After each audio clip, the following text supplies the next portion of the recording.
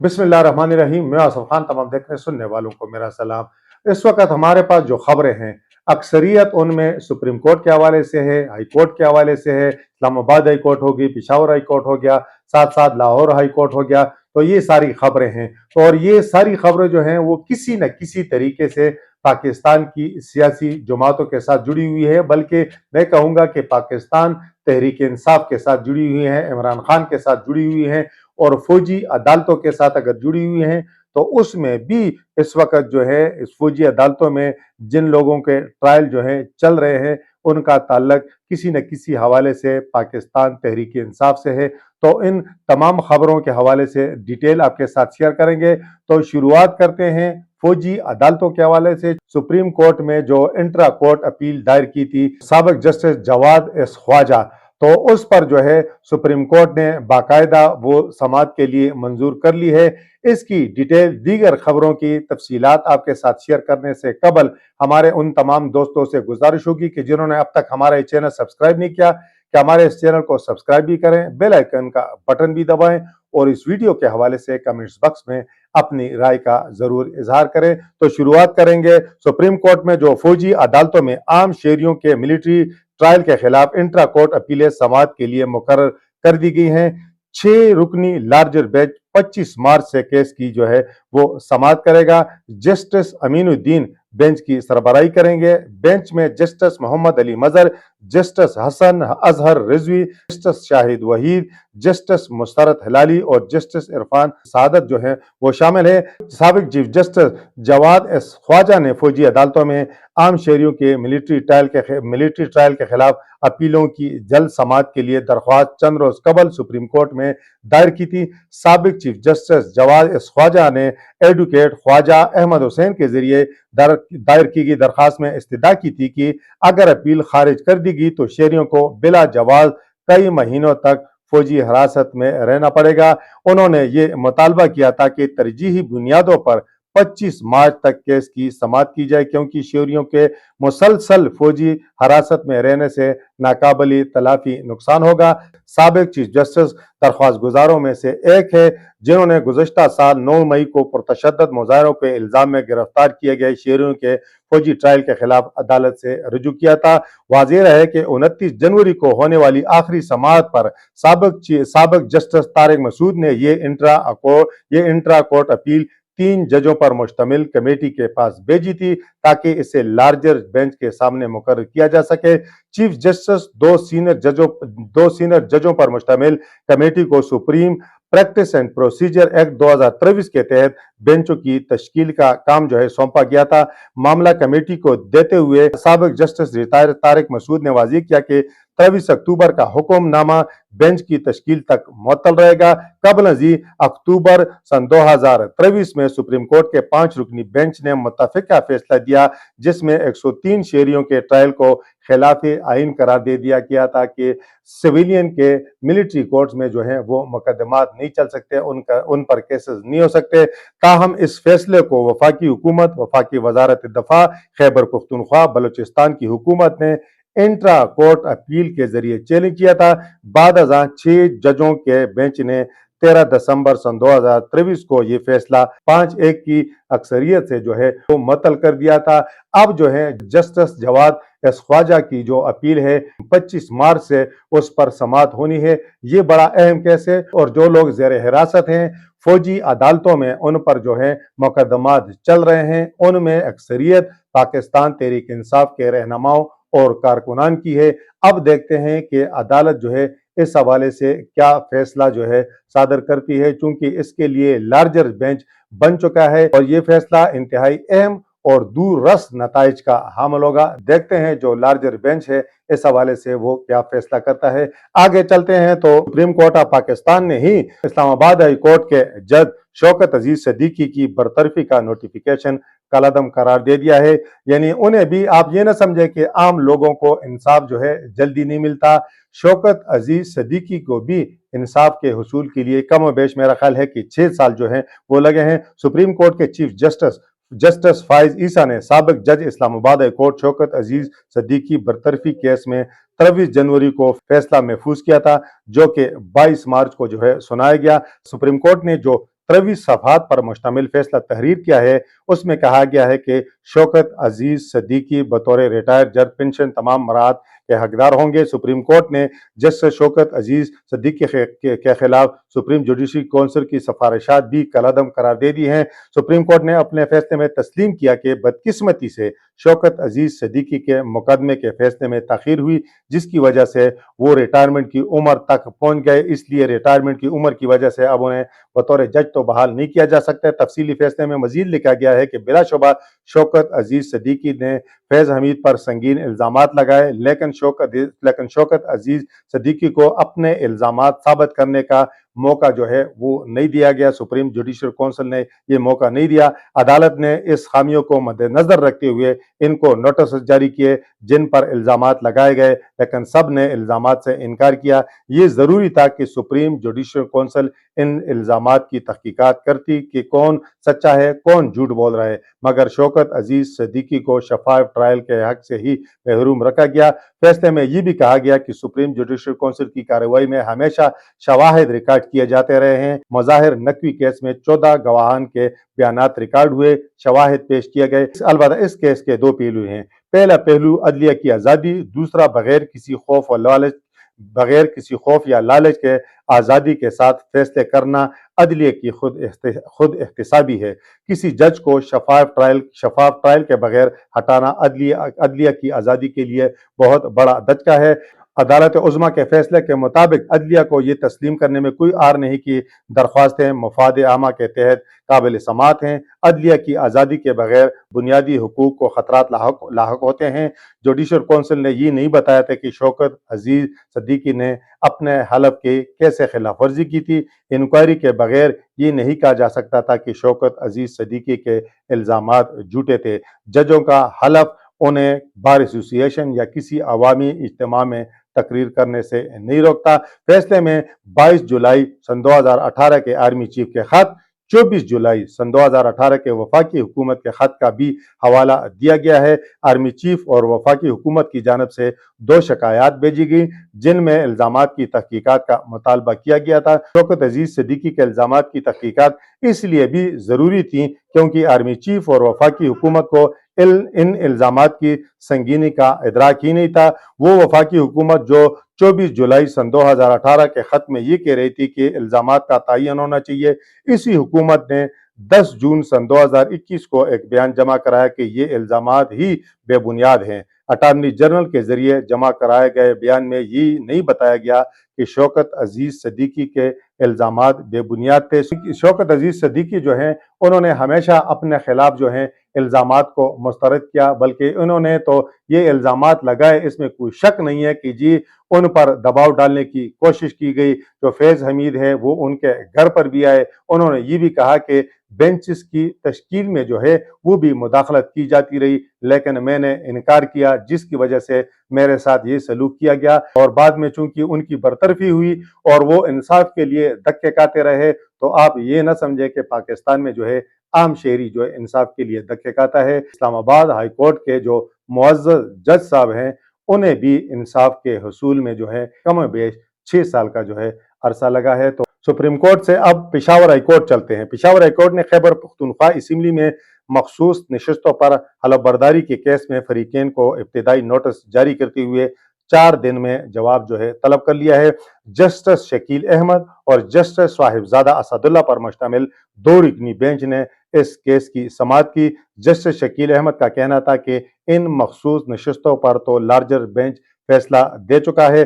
دوران سماعت جسٹس شکیل احمد نے ریمارک دیا کہ قانون کی بالادستی ہونی چاہیے، سیاسی معاملات پر سیاست ہونی چاہیے۔ افسوس ہو رہا ہے کہ ہم کہاں پر کھڑے ہیں اور ہمارے پڑوسی جو ہیں کہاں پر کھڑے ہیں۔ ایک جماعت جب حکومت میں ہوتی ہے تو اس کا رویہ الگ ہوتا ہے، دوسری جانب ان کے جاتے ہی یہ رویہ بدل جاتا ہے۔ ملک کی معیشت کا حال کیا ہے؟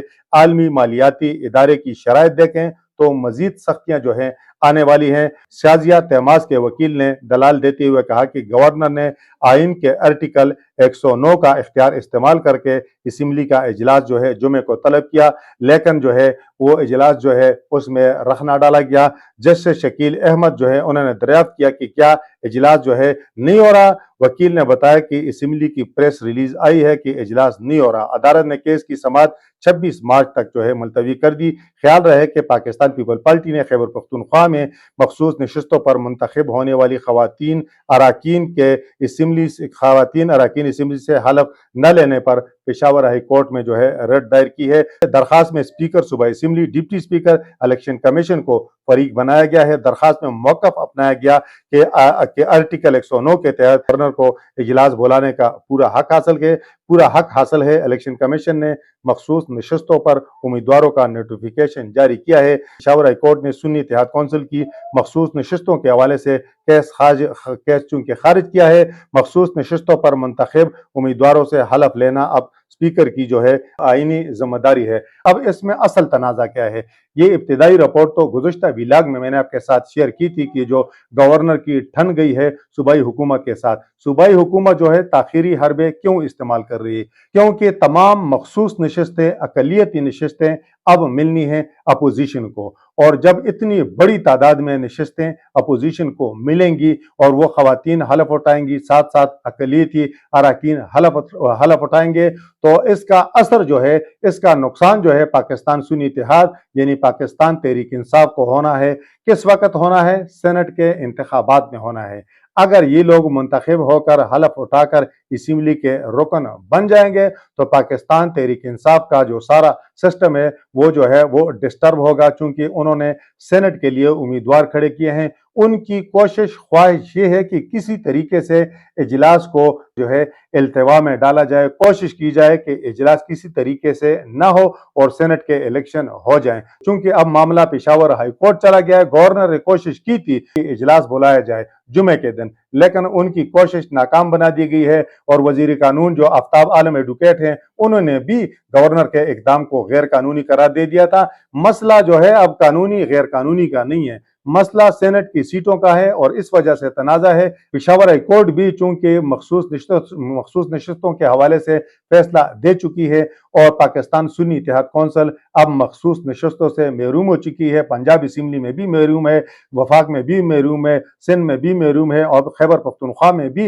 यकीनन उन्हें महरूम होना है। लेकिन वो ये चाहते हैं कि मखसूस नशस्तों के जो अरकान खवातीन हैं या अकलियत वाले हैं, तो ये ऐसे वक्त में हलफ उठाएं कि जब सेनेट के इंतखाबात पर असरअंदाज ना हो सके। लेकिन मुझे लगता नहीं है, क्योंकि पाकिस्तान पीपल पार्टी जो है उन्होंने हाई कोर्ट से रुजू कर लिया है और हाई कोर्ट का जैसे ही हुक्म आएगा तो ये इजलास होना ही होना है। अब पाकिस्तान सुन्नी इत्तेहाद इधर दौड़े या उधर दौड़े, अब ये कड़वा गोंद जो है उन्हें पीना पड़ेगा, इजलास बुलाना पड़ेगा और इन मखसूस नशस्तों वाली खवातीन अकलियती अरकान से जो है सेनेट के इंतखाबात से कबल ही हलफ जो है लेना पड़ेगा। इस्लामाबाद हाई कोर्ट आ जाते हैं तो अडियाला जेल के सुपरिटेंडेंट ने इमरान खान की इनके वकला से ऑनलाइन मुलाकात करने से जो है इनकार कर दिया है। इस्लामाबाद हाई कोर्ट के जस्टिस एजाज इसहाक खान ने इमरान खान के वकला से मुलाकात के लिए दायर दरखास्तों पर समाअत की। इस सिलसिले में SP अडियाला जेल अदालत में पेश हुए। सुपरिटेंडेंट अडियाला जेल ने अदालत को बताया कि जेल रूल में ऑनलाइन मुलाकात की इजाजत नहीं, इसलिए मुलाकात नहीं करा सकते। थ्रेट अलर्ट की वजह से 12 मार्च से मुलाकातें नहीं कराई जा रही हैं। इस पर अदालत ने कहा कि मीडिया में था कि वजीर आला पंजाब ने कोट लखपत जेल में ऑनलाइन मुलाकातों का ऐलान किया। वजीर आला ने तो फखरिया ये कहा कि पूरे एशिया की पहली जेल है जहां पर सहूलत दे रहे हैं। अगर जेल रूल में इजाजत नहीं तो कोट लखपत जेल में जो है गैर कानूनी काम कैसे शुरू हो गया? जेल अथॉरिटीज अपने जवाब में ये कह रही हैं कि वजीर आला पंजाब का इकदाम गैर कानूनी है। तो उन्होंने अदालत ने सवाल किया, आप कह रहे हैं कि अदालती हुक्म पर अमल नहीं किया जा सकता, तरमीम की जरूरत है। तो उन्होंने कहा कि वजीर आला पंजाब ठीक कह रही हैं या आप ठीक कह रहे हैं। अदलिया के रिमार्क्स पर स्टेट काउंसिल ने इस्तदा की कि हमें मजीद हिदायत लेने के लिए कुछ वक्त दे दें। इस पर अदालत ने कहा कि आइंदा समाअत पर जवाब दें। एडवोकेट जनरल आइंदा समाअत पर अपनी पोजीशन वाज़ेह कर लें। बाद अज़ां अदालत ने दरखास्त पर मजीद समाअत जो है 29 मार्च तक जो है मुलतवी कर दी है। तो ये अब दिलचस्प सिचुएशन पैदा हो गई है कि चूंकि अडियाला जेल जो है वो भी पंजाब में है, कोट लखपत जेल जो है वो भी पंजाब में है। अगर कोट लखपत जेल में जो है ऑनलाइन जो है मुलाकातें हो सकती हैं और जो कैदी हैं वो अपनी फैमिली से ऑनलाइन मुलाकातें कर सकते हैं, बात कर सकते हैं, तो फिर उसी पंजाब के अडियाला जेल में ये सहूलत क्यों नहीं है? तो ये अदालत ने बड़ा सवाल उठाया है। बल्कि जो जस्टिस इजाज इसहाक खान है वो आज जो है काफी गर्म नजर आए। उन्होंने कहा कि हमें पता है कौन कहां से हिदायत ले रहा है, कौन कहां से जो है रुकावटें जो है खड़ी कर रहा है। उन्होंने कहा कि अगर 200 अफीसर जो हैं वो डट जाएं नजरिए के लिए, उसूल के लिए, तो उन्होंने कहा कि ये निज़ाम जो है ठीक हो सकता है, वरना ये निज़ाम उन्होंने कहा कि ठीक नहीं हो सकता।